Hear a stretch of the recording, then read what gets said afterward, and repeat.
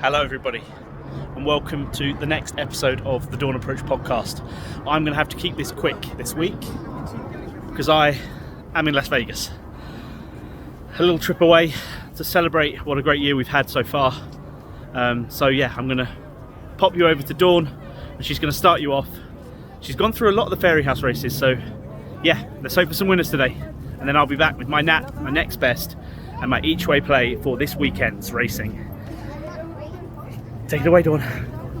It's beginning to look a lot like Fairyhouse, and my oh my, what a weekend of racing last weekend we are coming off. I mean, Punchestown delivered, gave shivers and everything in between. Fact to file was amazing, but I will make a special mention to my tall, dark and handsome Galopin des Champs. It was the perfect prep all the way to the run-up for March, and I think the third Gold Cup is coming home to Willie's, but coming home with Mr. Legs 11 again himself, Galopin des Champs. The Moggiana was very, very good. Stateman went down on his sword when coming to the great, lovely, beautiful, brighter days ahead. I mean, she really grinded it out and fought, and again a special shout out to that wonder mare, the mare with the golden womb, Matney, who has given us so many horses to enjoy and to continue to enjoy. And so we say goodbye to Punchestown and we roll into Fairyhouse, we roll into Newbury and we roll into Newcastle, and it's gonna be another absolute belter. And starting off with Super Saturday, and Super Saturday this side of the pond at Fairyhouse, and A Dream to Share is making his hurdling debut. He's finally going to big boy school, and let's not forget his Cheltenham bumper win. Factifile was third to him, and we've seen what Factifile has gone on and done. So he's in a maiden hurdle.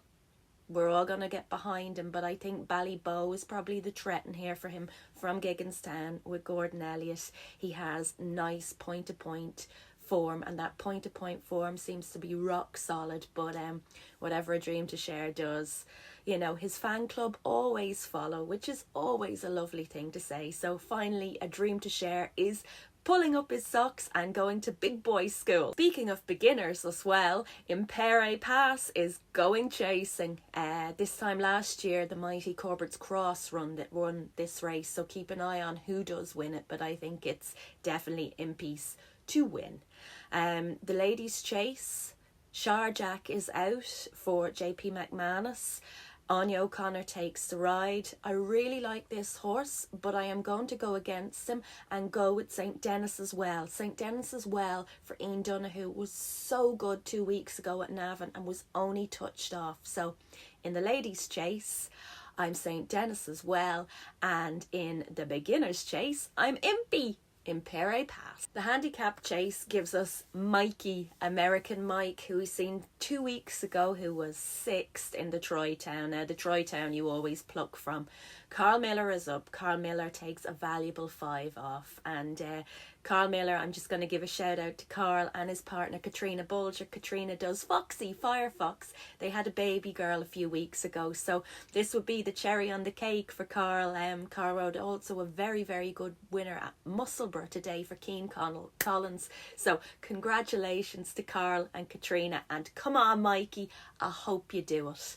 And in the grade 3, this is so exciting for me. When I was going through the card, I squealed with excitement because my darling girl, my one and only, my what do you do is back out. We haven't seen her since Doncaster. The Boodle Stream bubble burst last season, but she's out.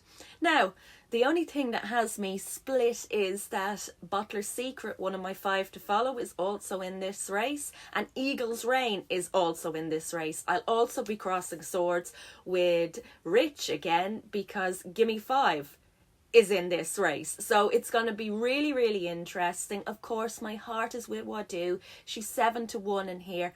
Bottler's Secret, he's 1 here.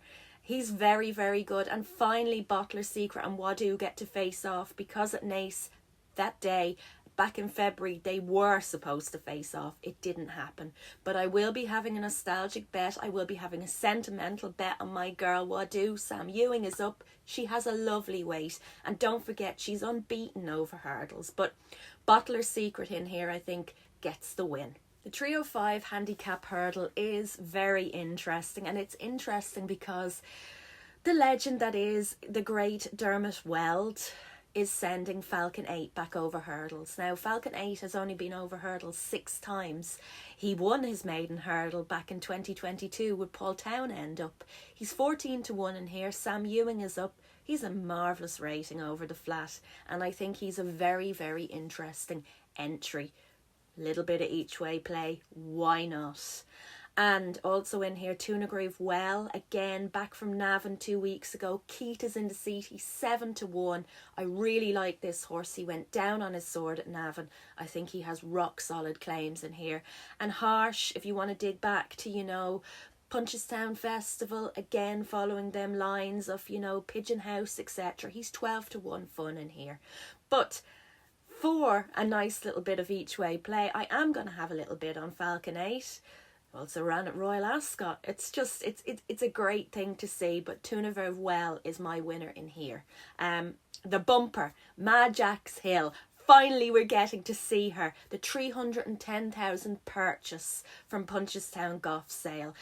We seen 2 days ago Willie's in the bumper with Jodie Townend, Sortudo, who was second to Majax Hill in a point-to-point a couple of months ago. So we're hoping these form lines add up, but I've been strongly anticipating Majax Hill, and let's hope she's your bumper winner on Super Saturday. I'm going to keep it short and sweet with the Fighting Fifth and the Gold Cup at Newbury. So it's Sergino versus Mystical Power. Mystical Power is in the Rich Ritchie colours this year, because Rich Ritchie and JP have shares, so they're doing a swap over, a bit like Coolmore does with Magners and Tabors and Smiths, etc. So we shall be seeing the gorgeous Mystical Power in Annie Power's colours, his mum's colours, and we will be seeing him win the Fighting Fifth.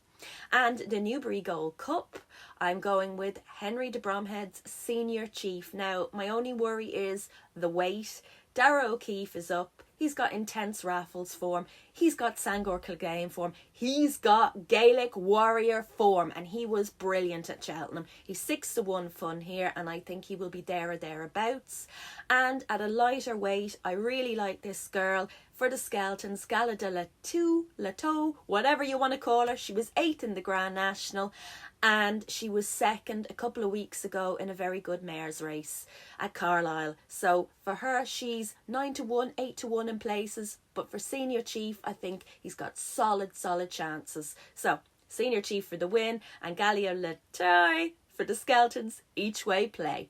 Come on, Mystical Power. You got the power. Fighting Fifth. Can't sign off with not mentioning the Drinmore, the Hatton's Grace and the Royal Bond. 3 of my absolute favourites, and if you have never been to Fairyhouse, you need to go, especially for the Winter Festival, because this is going to provide. And so the Royal Bond, we've got Blue Devassi in here, who's been very good to the subs for Digitips and also been very good to me, but I am going with Romeo Coolio in here. Romeo Coolio for the Royal Bond. Romeo, wherefore art thou, Romeo? I love you, Romeo. The Drinmore, I mentioned Katrina Bulger, Foxy, Firefox. You've got Croke Park in here. You've got She Could Be Anything. Jordan's was so unlucky last week at Punchestown and coming down at the second. Don't give up on him just yet. But for me, it's Firefox in here. Come on, Foxy, you can do it. And in the Hatton's Grace, everybody seems to think it's Tiapu 3 times, like honey. But I am going with the gorgeous grey, going back to the corner where I first saw you as the script sing.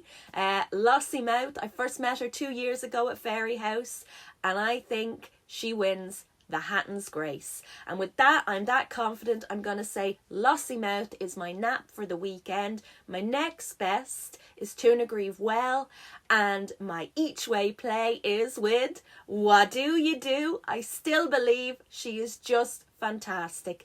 Luck, love, light and laughter this super weekend. It's beginning to look a lot like Christmas. Follow DigiTips. We are having surely the rub of the green, and there's a Black Friday deal.